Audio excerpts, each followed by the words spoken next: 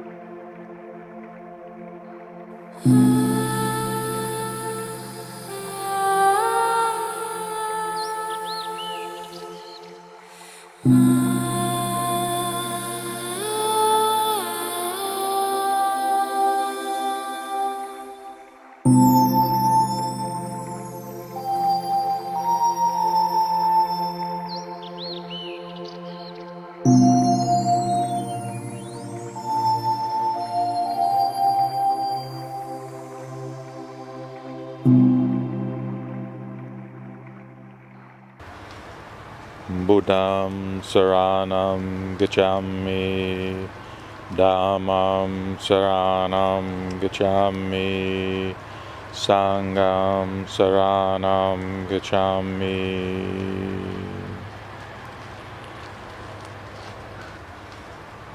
Buddham Saranam Gacchami, Dhammam Saranam Gacchami, Sangham Saranam Gacchami.